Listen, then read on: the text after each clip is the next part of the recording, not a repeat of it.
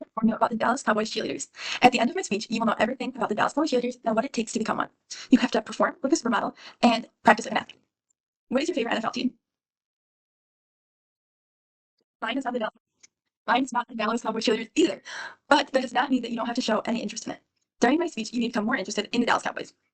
They just came out with a new Netflix documentary called America's Sweethearts and a reality TV show called Taking the Team, if you wanted to learn more after this. The history, work ethic, and mental stamina that the Dallas Cowboys cheerleaders have is incomparable. The Dallas Cowboys cheerleaders have just as much history as the actual NFL team itself. In 1961, Tex Schramm paved the way. Tex Schramm is the Cowboys general manager.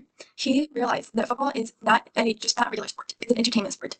He hired supermodels to stand on the sideline of the NFL team to draw more viewers in because the Cowboys were not doing as well. They soon realized that the supermodels are not athletes. They got tired really quick in the Dallas heat and often looked worse than football players after the game. He decided to reach out to the local high school and ended up having cowbells and bow, meaning beauty, perform at each game. This till 1971. In 1972, there's a new era of the Dallas Cowboys cheerleaders. This is the original seven women that performed at every home game. This was also their new uniforms. This uniform would become very well known. So well known that in 2018, the Dallas Cowboys cheerleaders uniform was added to the Smithsonian Institution National Museum of American History. Their new uniforms paved the way because younger girls wanted to earn their stars, as shown on the uniforms. This is also the first time jazz dance was going to be incorporated into the NFL. In 1975, Gwenda Swerden, a former Dallas Cowboys cheerleader, went deaf camera, which drew in 75 million people during Super Bowl X in 1976.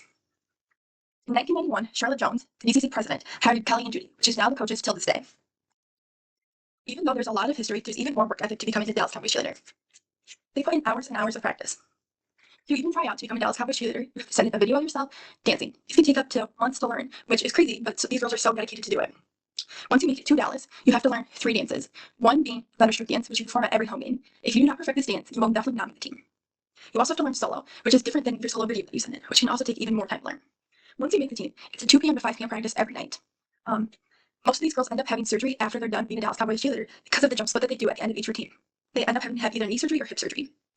This just proves that you have to be an athlete and not a pretty face to become a Dallas Cowboys cheerleader.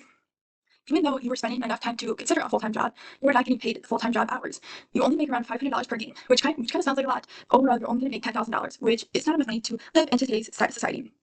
So you might think, well, only 2 p.m. to 5 p.m. is not that bad. When they're not at the 2 p.m. to 5 p.m. practices, they're often found at charities. So outside of the games, they support charities such as the Salvation Army, Make-A-Wish, and the American Cancer Society. So most of the girls end up having a full-time job outside of being a Dallas Cowboys cheerleader. In the Netflix documentary, it showed a girl being a nurse. So after her taking care of her girl that she watches, she comes to practice and goes back to bed and then repeats that cycle for the entire time being a Dallas Cowboys cheerleader. Because they're constantly working, it's hard to maintain a healthy mental stamina. Female athletes may experience differing body dissatisfactions depending on their context at a particular movement. Getting into the shorts. Once you make the team, well, before you make the team, you have to try to get into the uniform. If you don't get into the shorts, you don't make the team.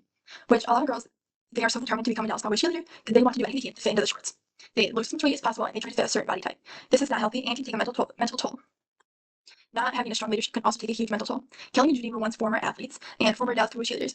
It's rough being a Dallas Cowboys cheerleader because during tryouts, they don't know who you are, so they don't care what they tell you. If they don't like your hair, you will be cut from the team because they don't like your hair. So these small things can greatly affect you. The Dallas Cowboys cheerleaders have always been the most well-known cheer squad in the NFL. Nothing can be compared to the DCC's history, work ethic, and mental stamina. Now when you watch a Dallas Cowboys game, you know more about their famous cheerleaders.